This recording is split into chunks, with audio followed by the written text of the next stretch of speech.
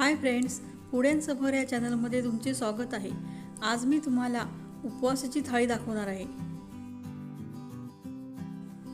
चला तर मग व्हिडिओला सुरुवात करूया।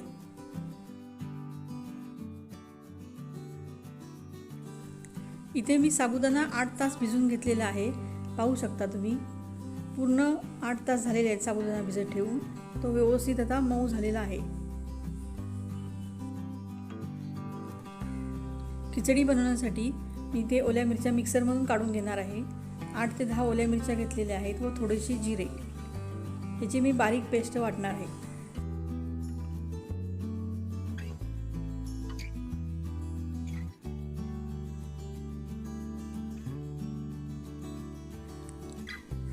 खिचडीसाठी आपण शेंगदाणे इथे भाजून घ्यायचे आहेत।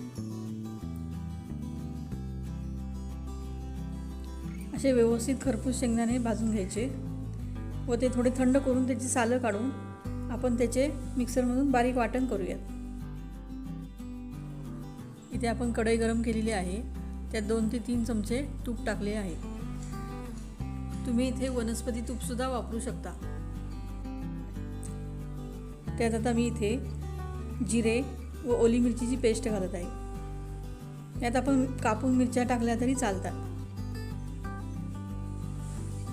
आणि यात आता साबुदाणा घालून आपण व्यवस्थित परतून घेऊयात।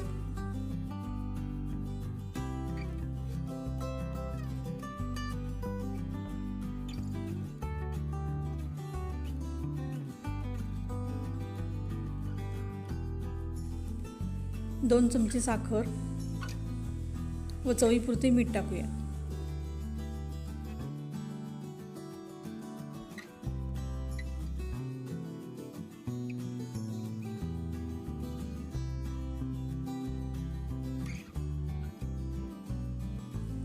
मी इथे एक बटाटा उकडून ते साल काढून बारीक कापून घेतलेला आहे खिचडीसाठी।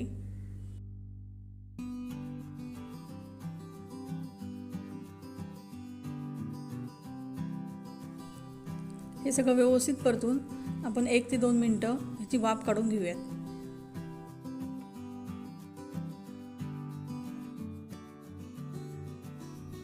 आता सगळ्यात शेवटी शेंगदाणे भाजून आपण त्याचा कूट केलेला आहे तो त्यात टाकूयात व 1 मिनिट झाकण ठेवून गॅस बंद करायचा आहे।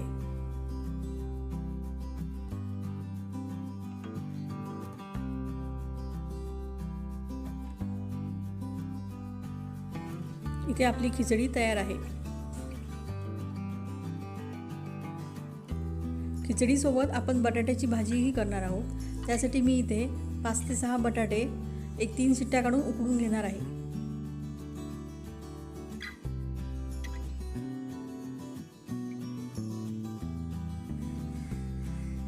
हे पहा, बटाटे आपले छान उकडलेले आहेत। ते आपण आता साली काढून व्यवस्थित बारीक करून घेऊयात।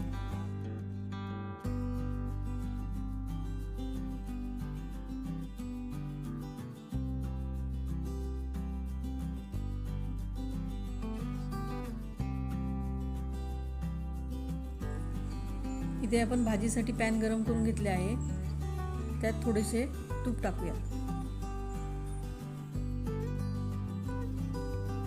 मिरची व जिऱ्याची पेस्ट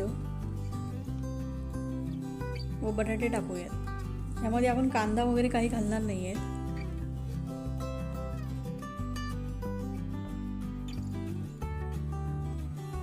थोडीशी साखर व चवीपुरते मीठ।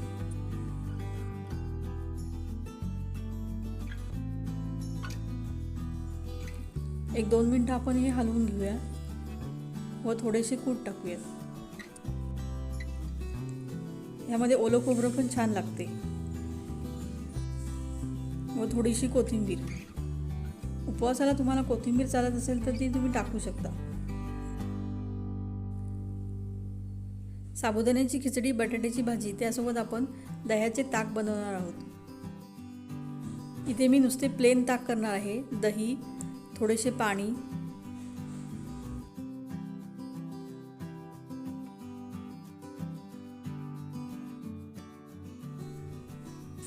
दोन चमचे साखर व चवीनुसार मीठ।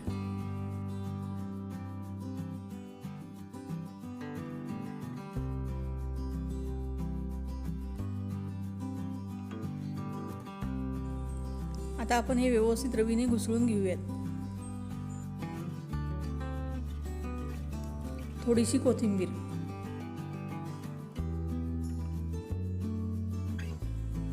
तुम्ही हे मिक्सरमधून सुद्धा फिरवून घेऊ शकता.